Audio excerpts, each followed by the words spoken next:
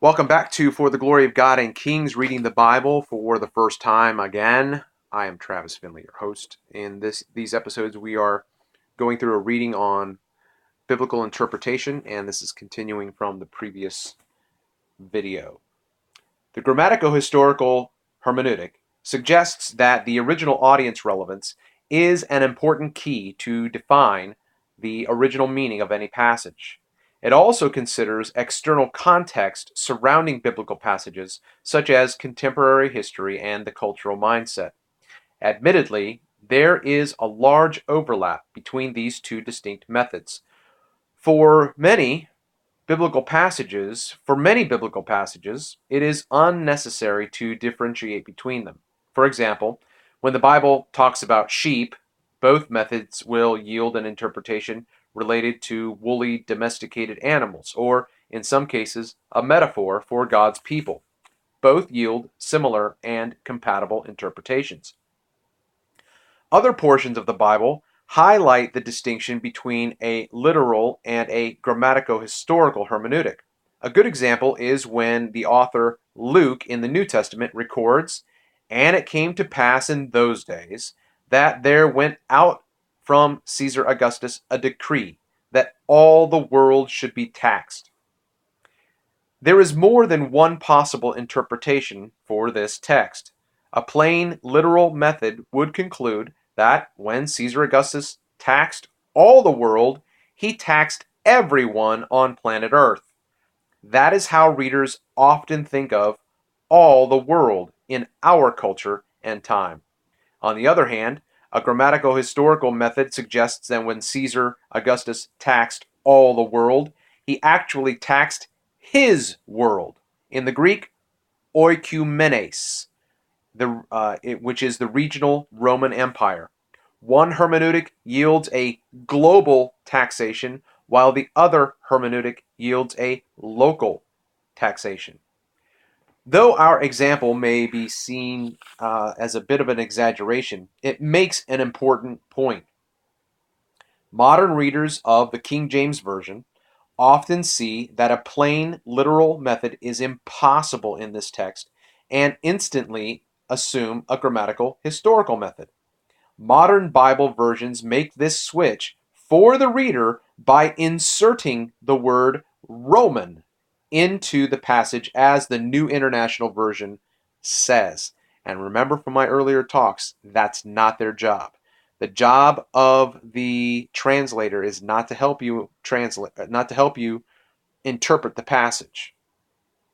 The NIV reads of the same passage, "In those days, Caesar Augustus issued a decree that a census should be taken of the entire Roman world."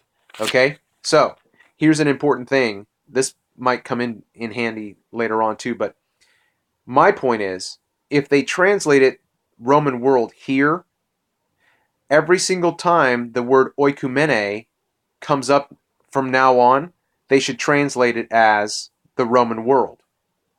If they did it here, they should do it every other place, because that's what the oikoumene means. Consider Acts 17:31. Okay? It's easy to forget that the word Roman is not in the Greek text. Translators insert that word so that a plain, literal reading of the text will yield its proper meaning. Now, the text plainly says in English, the entire Roman world. The reader simply does not have to consider issues of the original audience and the cultural context to understand the proper meaning of the text. And that's part of my point too, is they're taking away from you the exercise of your brain. By telling you what they think the passage means, they are removing from you the opportunity to exercise your thoughts. They control what you think.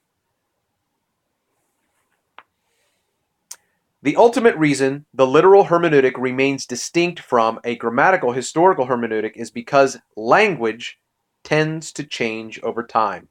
Milton Terry explains, "Many a word in common use has lost its meaning. How few of those who daily use the word sincere are aware that it was originally applied to pure honey. Honey, my voice just cracked. It was originally applied to pure honey, from which all wax was purged. As cultures and conceptions change, so does language. G. B. Caird, the late professor of exegesis, that is, exegesis is another relationship to hermeneutics, uh, professor of exegesis of Holy Scripture at Oxford University, puts it this way: current usage determines public meaning, but current usage changes either by gradual development or suddenly when a Humpty Dumpty pays a word extra to work overtime. The scientific study of semantic changes is recent, but the recognition of its existence is as old as the books of Samuel. When Saul was looking for his father's lost donkeys, his servant proposed that they should consult the seer Samuel, and a later editor has added a parenthesis informing us that what is nowadays called a prophet used to be called a seer. Literalism is at the mercy of dynamic culture and change. What is plain in one historical setting might be awkward or absurd in a different culture. It is inevitably a relativistic method of interpreting the Bible. Literalism can only be applied relative to the experience, perceptions, expectations, and knowledge of the individual reader. On the other hand, a grammatical historical hermeneutic is objective because the text of Scripture and the wider historical context which surrounds it doesn't change. Those things are frozen in time. As we have shown in the pages of this book, these two methods of interpretation play strongly in modern debates over Genesis and biblical prophecy. A dogmatic literalism ceases to conserve the meaning intended by the original author. It fosters interpretations that would have been completely foreign to the original audience of biblical passages. The modern reader's literal reading of the Bible is defined by modern cultural conceptions, definitions, and motivations that seem natural enough in our time. But there is danger when modern conceptions are assumed to be the common atmosphere and mindset from which we receive the biblical text. Plain literalism may sound pious and conservative, but it spawns modernistic interpretations of Scripture. Our primary goal should be to find the biblical interpretation, not the literal interpretation. The bottom line is that different groups of conservatives apply different methods to different ends of the Bible and get different interpretations. Literalism yields a global flood in Genesis as well as a global interpretation of New Testament prophecy. This is where the majority of modern Christian conservatives find themselves today. They often reject any other conclusion concerning Genesis or prophecy with little or no thought regarding underlying hermeneutic methods. Old Earth futurists expect prophecy to be in the future for us even today, tend to apply a hermeneutic method much closer to what we have defined as a grammatical historical method to Genesis and come out with a local flood interpretation.